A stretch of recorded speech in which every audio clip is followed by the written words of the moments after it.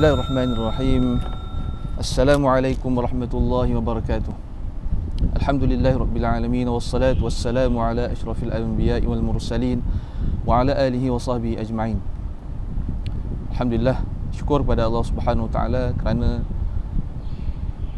sampai saat ini Allah memberi peluang pada kita untuk kita meneruskan kehidupan ini, lebih-lebih lagi dalam bulan Ramadan ini dapat kita berpeluang untuk menambah baik amal ibadah kita. Dan juga pada hari ini bersamaan dengan 25 Ramadan, sedar tak sedar, diam tak diam, kita dah sampai ke 25 Ramadan, yang mana pada ketika ini dan waktu ini ramai yang berebut-rebut untuk mendapatkan satu malam yang Allah janjikan lebih baik daripada 1000 bulan, iaitu malam Lailatul Qadar, pada malam-malam yang ganjil. Jadi mudah-mudahan kita semua, saya doakan berjaya mendapatkan malam ini, dan jangan hanya mencari malam-malam yang ganjil. Sebaiknya teruslah beribadah walaupun bukan malam yang ganjil, kerana kita tak tahu bila kita berpeluang. Dan banyakkanlah berdoa, moga-moga Allah memberi kita peluang untuk bertemu dengan malam Lailatul Qadar. Banyakkan baca doa, Allahumma rzuqna Lailatul Qadri fi hadhihi sana wa fi kulli sana. Minta kepada Allah, ya Allah, ya Tuhanku, rezekikanlah pada aku bertemu dengan malam Lailatul Qadar ni pada tahun ini dan pada tahun-tahun yang akan datang. Fi hadhihi sana wa fi kulli sana, pada setiap tahun. Dan juga tuan-tuan dan puan rahmati Allah sekalian, pada akhir-akhir Ramadan ni banyakkanlah membaca doa, Allahumma inna nas'aluka ridhaka wal jannah wa na'udzubika min sakhatika wan nar. Allahumma innaka 'afuwun karim tuhibbul 'afwa fa'fu 'anna. Baca doa ni banyak-banyak.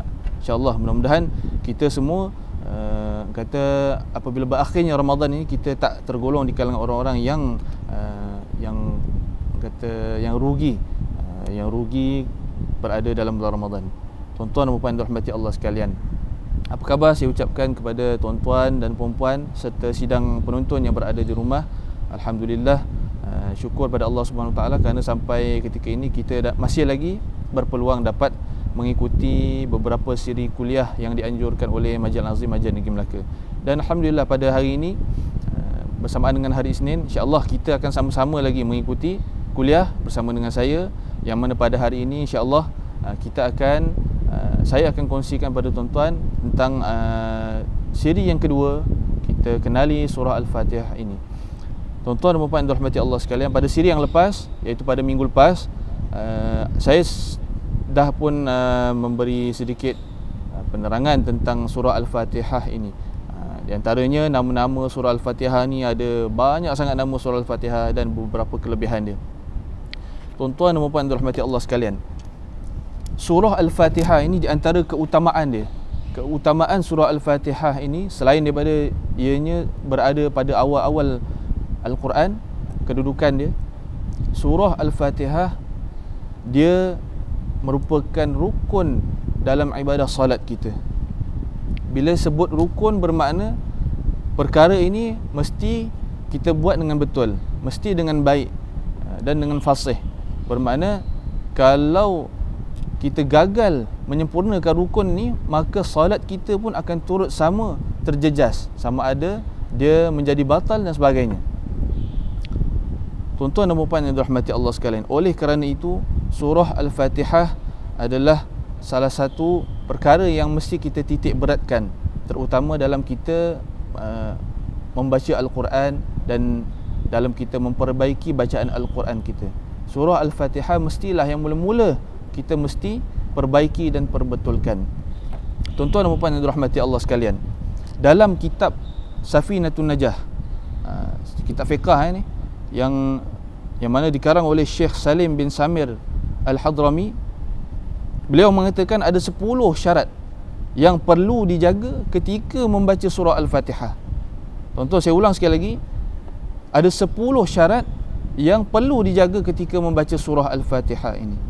Dan jika tak jaga 10 syarat ni dan beberapa syarat ni, maka ianya boleh membatalkan solat kita lah.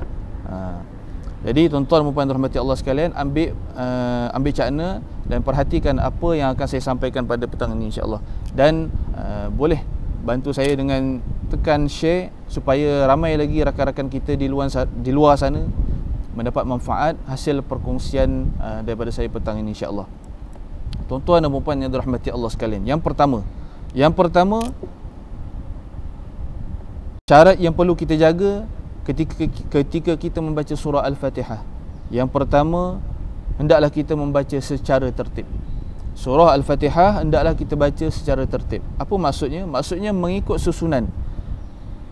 Ayat 1, kemudian 2, 3, 4 dan seterusnya sampailah ayat yang ke-7. Maknanya Bismillahirrahmanirrahim. Tuan-tuan bermula dengan bismillah ya tuan-tuan. Kalau auzubillah itu sunat. Bermula dengan bismillah itu dah bermulanya bacaan yang wajib. Bismillahirrahmanirrahim. 1. Alhamdulillahi rabbil alamin. 2, 3. Ar-Rahmanir-Rahim. 3 dan seterusnya. 4, 5, 6 dan 7. Itulah maksud dia membaca secara tertib. Tak boleh kalau kita baca contohnya Bismillahirrahmanirrahim. Tiba-tiba Ar-Rahmanir-Rahim. Alhamdulillah tak baca. Alhamdulillah dia baca yang kedian. Tak boleh. Dia mesti ikut turutan 1, 2, 3, 4, 5, 6, 7. Tuan-tuan dan puan dirahmati Allah sekalian. Itu syarat yang pertama mesti jaga. Kalau tak jaga, maka habis solat kita, batal lah solat kita. Kalau misal kata dalam kita solat, kita tersedar, kita tersilap susun atur ayat yang kita baca, maka dia belum lagi batal solat tu. Dia masih lagi, dia cuma membatalkan bacaan Fatihah kita. Jadi kita perlu ulang. Tak perlu kita berhenti, niat balik daripada awal, niat angkat takbir apa semua, tak perlu. Sebab dia masih lagi permulaan batal pada surah, bacaan surah Al-Fatihah. Jadi kena ulang daripada awal, baca dengan baik, ikut susunan yang betul. Tertib mengikut ayat yang pertama sehinggalah yang ke-7. Tuan-tuan dan puan yang dirahmati Allah sekalian. Seterusnya yang kedua, perkara yang mesti kita jaga supaya solat kita ni tidak terjejas ataupun tidak batal. Yang kedua, hendaklah kita baca surah Al-Fatihah secara muwalat. Muwalat ni maksud dia, muwalat ni bahasa Arab. Maksud dia berturut-turut atau berterusan. Maknanya bila kita baca tu, jangan ada kita ada sengkang masa yang kita, contohlah Bismillahirrahmanirrahim. Jam kan, tarik nafas, lepas tu hembus balik, lepas tu kita pandang kiri kanan atas bawah, lepas tu Alhamdulillah. Tak boleh. Dia tak ada mualat dekat situ. Dia tak ada berturut-turut. Dia mestilah berturut-turut atau berterusan. Bismillahirrahmanirrahim. Alhamdulillahi rabbil alamin. Ar-Rahmanir-Rahim. Begitu sampailah yang seterusnya sampai habis. Itu yang kedua. Kemudian yang ketiga, syarat yang mesti kita jaga, hendaklah kita menjaga setiap hurufnya. Maknanya tak ada huruf yang kita tinggalkan. Mesti setiap huruf tu kita lafazkan. Dari segi makhraj dia, makhraj setiap huruf tu mesti kita kena jelas. Jangan huruf ha jadi huruf kha.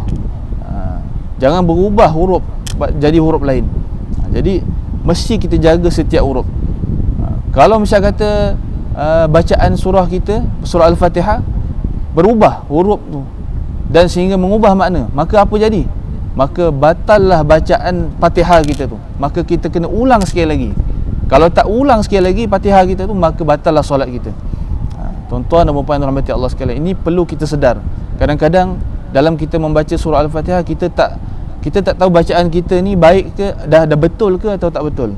Sebab tu kita perlukan seorang guru ataupun tak kisahlah beberapa orang guru untuk memastikan bacaan kita ni dah sempurna ataupun tidak. Lebih-lebih lagi terutamanya dalam surah Al-Fatihah ini. Tuan-tuan dan puan yang dirahmati Allah sekalian, insya-Allah kita walaupun dalam tempoh PKP ni, PKPB bersyarat ni, ramai saya tengok mengambil peluang belajar Al-Quran secara online. Dan alhamdulillah, mungkin hikmahnya keadaan begini, ramai di kalangan tuan-tuan guru kita, ustaz-ustaz kita yang buat siaran pengajian secara online, dan yang mana mudah untuk kita capai dan untuk kita pergi belajar. Lebih mudah untuk kita, hanya di ujung jari saja, berbanding kalau sebelum ni mungkin kita nak kena pergi mencari kan, ke masjid, nak cari ustaz mana yang boleh ajar kita dan sebagainya sebelum ni. Tapi hari ni alhamdulillah begitu mudahnya untuk kita mempelajari Al-Quran ini. Maka usahakanlah, insya-Allah, mudah-mudahan Allah akan bukakan jalan pada kita supaya bacaan Al-Quran kita semakin baik, terutamanya dalam surah Al-Fatihah ini. Tuan-tuan dan puan yang dirahmati Allah sekalian, seterusnya yang keempat, syarat yang perlu kita jaga ketika membaca surah Al-Fatihah. Yang keempat, hendaklah kita menjaga tasydid. Tuan-tuan, dalam surah Al-Fatihah ni tasydid ada banyak, ada dalam 14 tempat tasydid. Di antaranya bismillahi, kalimat Allah tu ada tasydid, ada bentuk macam orang panggil bentuk W, bentuk W. Kemudian Ar-Rahmani dekat Ra tu, Ar-Rahimi, Ar-Rahim dekat Ra juga, dan seterusnya sampai habis. Ada lebih kurang dalam semuanya 14 tempat tasydid dalam surah Al-Fatihah saja. Tuan-tuan, 14 tempat ni semua ni kita kena jaga tasydid dia. Tak boleh kita kurangkan jadi 13, 12 atau 10, tak boleh. Sebab kalau kita buat, kalau kita kurangkan, maka batallah kita punya bacaan Fatihah kita, dan kita kena ulang sekali lagi. Sebab ianya menjadi syarat yang mesti kita jaga supaya solat kita ini menjadi sah. Tuan-tuan, contohlah kan, kalau kita membaca surah Al-Fatihah ini, dalam kita nak menjaga tasydid ni, Bismillahirrahmanirrahim, itu yang sebetulnya. Ada saya perhatikan yang tak menjaga tasydid ni, dia macam laju sedikit. Bismillahirrahmanirrahim, Bismillahirrahmanirrahim, Bismillahirrahmanirrahim, begitu. Bismillahirrahmanirrahim. Tak boleh. Dia setiap sabdu ni dia umpama macam ada kembar dekat situ. Huruf sabdu ni umpama ada kembar. Dia ada dua huruf. Kalau Ra tu, Ar-Rahman tu, Ra tu kita bayangkan seolah-olah dia ada dua. Jadi bila ada dua, maka kita mesti meraihkan dua-dua ni. Tak boleh kita ambil satu je. Jadi umpamanya macam kalau kita sedang melangkah, kita tengah ambil step. Jadi kena ambil dua step, tak boleh kita langkah terus pada step yang kedua, tak boleh. Contoh Bismillahirrahmanirrahim, mesti dua step. Bismillahirrahman, Bismillahirrahman, mesti dua, tak boleh Bismillahirrahmanirrahim, tak boleh. Ini antara kaedah-kaedah dia lah. Saya sebut secara ringkas supaya kita lebih memahami macam mana untuk kita jaga tasydid ni. Dan tuan-tuan boleh juga merujuk dengan mana-mana guru yang mana ada membuka kelas-kelas pengajian, walaupun sama ada secara online ataupun offline, untuk kita memperbaiki macam mana untuk kita memastikan bacaan tasydid ini dengan betul.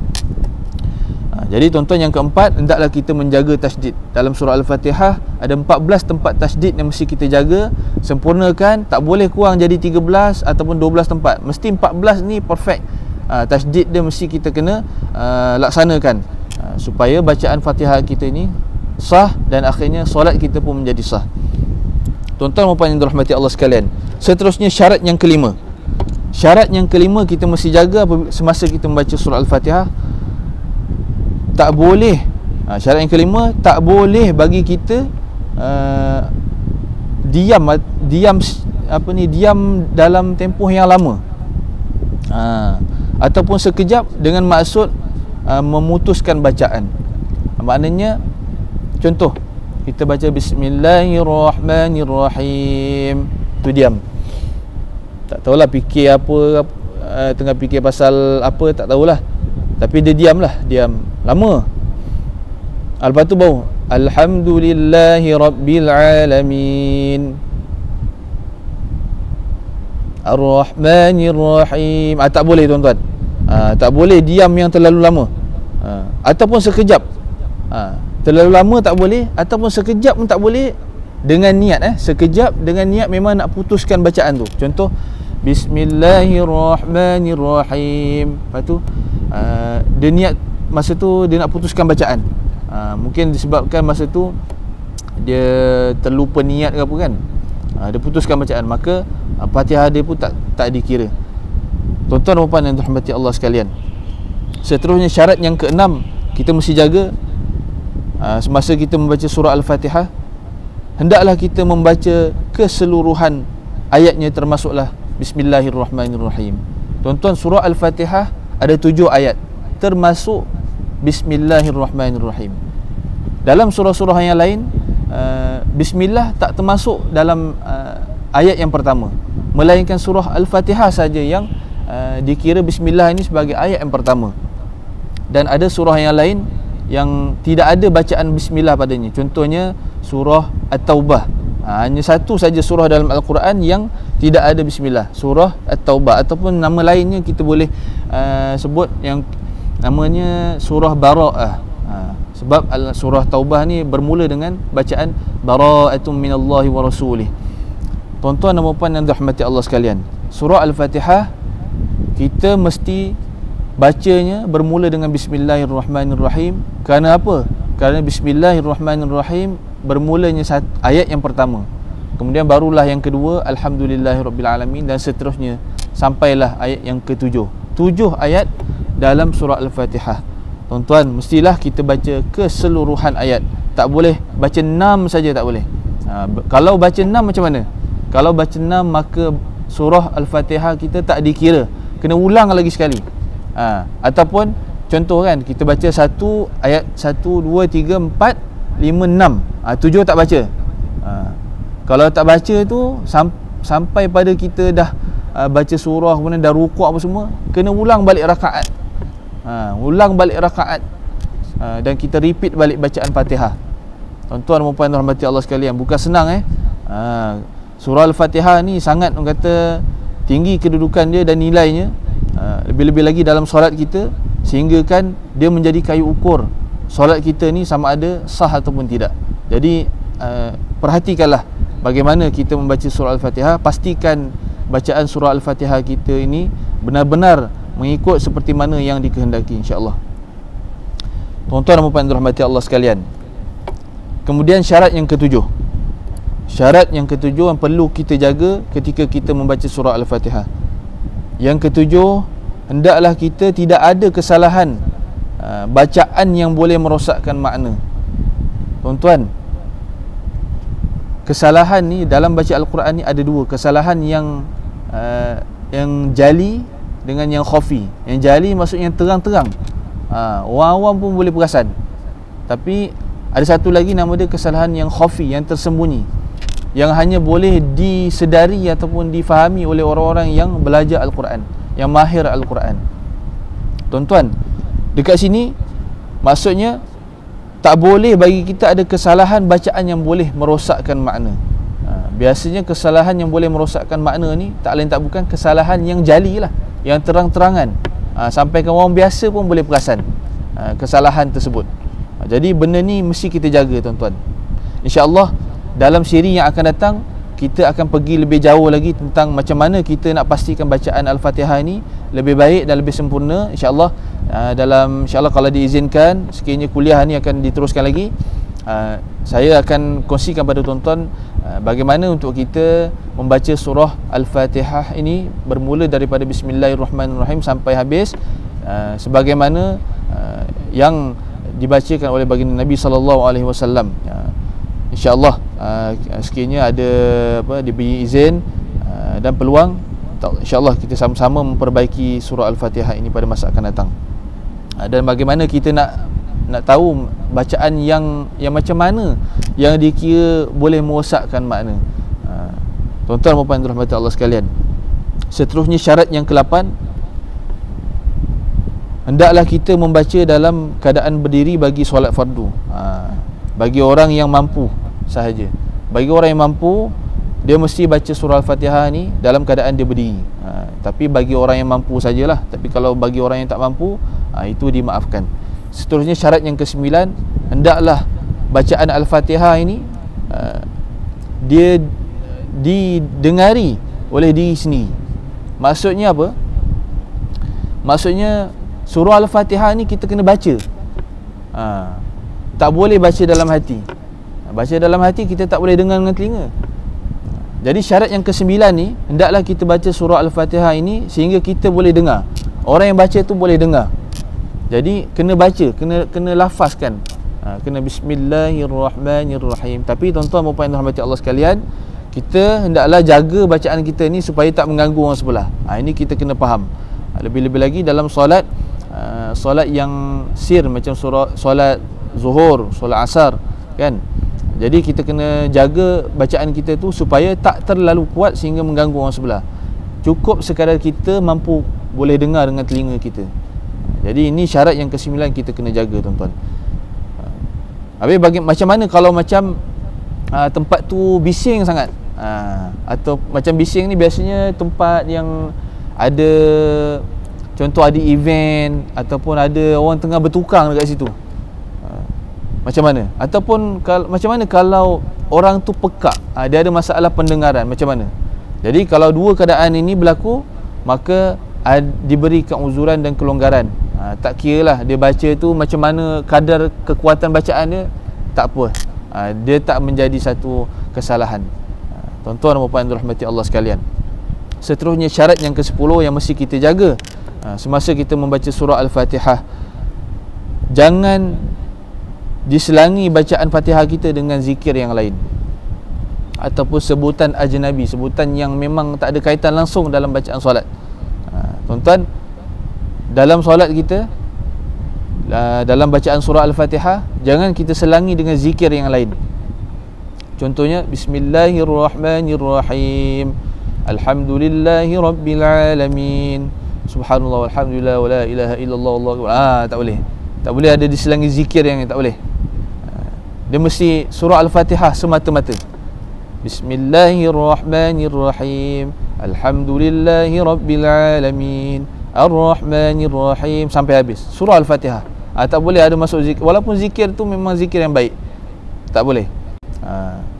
Habis macam mana kalau orang yang bersin? Biasa kita ni macam dah jadi satu kelaziman lah. Sebab biasa kalau kita bersin, asyum alhamdulillah, kita dengan automatiknya akan berzikir, kita ucapkan alhamdulillah, kan? Kalau dalam sembahyang tengah baca Fatihah macam mana? Bismillahirrahmanirrahim, jadi imam pula, kan? Alhamdulillahi rabbil alamin, acum, alhamdulillah, dah tak boleh, kena ulang balik Fatihah, tak boleh. Kalau bersin tu tak salah, sebabnya itu tak disengajakan. Kalau bersin boleh teruskan Fatihah, tak masalah. Contohlah, bismillahirrahmanirrahim, alhamdulillahi rabbil alamin, acum, terus ar-rahmanirrahim, boleh teruskan sampai ayat seterusnya sampai habis. Tapi bila diselangi dengan zikir, contoh tadi alhamdulillahi rabbil alamin, acum, alhamdulillah, lepas tu ar-rahmanirrahim, tak boleh. Bila dia kena ulang balik, ulang balik Fatihah, tuan-tuan, sebab dia dah putuskan bacaan Fatihah tadi dengan zikir-zikir yang lain, tuan-tuan, walaupun zikir tu zikir yang baik. Jadi tuan-tuan dan puan yang dirahmati Allah sekalian, inilah 10 syarat yang mesti kita jaga dalam kita membaca surah Al-Fatihah ketika mana dalam solat, tuan-tuan, supaya apa? Supaya solat kita ni tidak menjurus ke arah batal. Jadi tuan-tuan yang dirahmati Allah sekalian, insya-Allah perkongsian pada hari ini cukuplah sekadar ini saja. Insya-Allah pada masa yang akan datang kita akan sambung lagi. Tuan-tuan, tak habis kalau kita nak menghuraikan tentang isi kandungan Al-Quran ini. Sebab apa? Sebab Al-Quran ni mukjizat. Dia bukannya hasil ciptaan manusia, tak ada. Ini kalam Allah. Ini mukjizat. Mukjizat ni memang satu keistimewaan yang Allah bagi pada para nabi dan rasul. Dan inilah mukjizat yang ada sehingga hari ini kita boleh tengok. Tuan-tuan, mukjizat yang Allah bagi pada Nabi kita, Nabi Muhammad SAW, di antaranya apa? Bulan terbelah dua. Itu kita tak boleh nampak sekarang. Sebab itu berlaku ketika masa tu. Sekarang kita tak boleh nampak mukjizat tu. Di antara lain mukjizat apa? Air keluar daripada celah-celah tangan baginda Nabi SAW. Itu pun kita tak nampak sebab kita tak hidup masa zaman Nabi SAW. Dan apa ni, yang ada pada kita sekarang ni, inilah satu-satunya mukjizat yang kekal sampai hari kiamat. Inilah Al-Quran, yang mana kita baca hari-hari. Inilah mukjizat, tuan-tuan. Kerana itulah kalau kita nak cerita tentang Al-Quran ni memang takkan habis. Inilah ilmu Allah, hebatnya Allah. Nak menunjukkan hebatnya Allah ni, Quran ini nak dibahas, nak dihurai memang takkan habis. Ini baru cerita surah Al-Fatihah tuan-tuan, belum lagi surah-surah yang lain. Surah Al-Fatihah ada 7 ayat saja. Surah lain macam surah Al-Baqarah ada berapa ratus ayat. Itu pun kalau nak cerita tak habis. Sebab itulah kita ni disuruh supaya banyakkan membaca Al-Quran. Dan Al-Quran ini kalau dibaca sangat banyak dia punya fadilat dia. Sehingga kan pahala kalau baca Al-Quran ni, tak kiralah surah apa pun, satu huruf dapat 10 kali ganda pahala. Tuan-tuan, kita kalau baca Quran takkan nak baca satu huruf saja kan. Biasa habis kuat pun Alif Lam Mim, ada 3 huruf Alif Lam Mim. Tapi takkan stop sampai situ terus habis. Biasa kita akan sambung 2-3 ayat kan. Inilah betapa besarnya fadilat dan nikmat, terutama umat akhir zaman. Kita ni umat Nabi Muhammad SAW dapat menikmati mukjizat yang Allah berikan ini, yang kekal sehingga hari ini dan sehingga hari kiamat, yang mana dapat kita rasa dan dapat kita ambil manfaat. Tuan-tuan dan puan rahmati Allah sekalian, ambillah peluang, berdampinglah dengan Al-Quran, dengan mukjizat ni, berdampinglah. InsyaAllah akan ada kejayaan bagi kita dunia dan di akhirat, insyaAllah. Jadi saya kira sekadar itu saja. InsyaAllah kita sekiranya diberikan peluang lagi, kita akan bertemu lagi pada siri yang akan datang. Dan di kesempatan ini juga saya ingin mengambil peluang untuk mengucapkan selamat Hari Raya Aidilfitri, maaf zahir dan batin kepada semua tuan-tuan dan puan, terutamanya kepada sidang penonton yang mana sudi menonton siri kuliah kita ni daripada awal dulu, daripada sebelum Ramadan lagi. Jadi saya ucapkan terima kasih dan saya ucapkan ampun dan maaf, selamat Hari Raya Aidilfitri, maaf zahir dan batin kepada semua. Moga-moga Allah terima segala amalan yang kita telah lakukan selama kita hidup ini. Taqabbalallahu minna wa minkum. Sekian saja. Wassalamualaikum warahmatullahi wabarakatuh.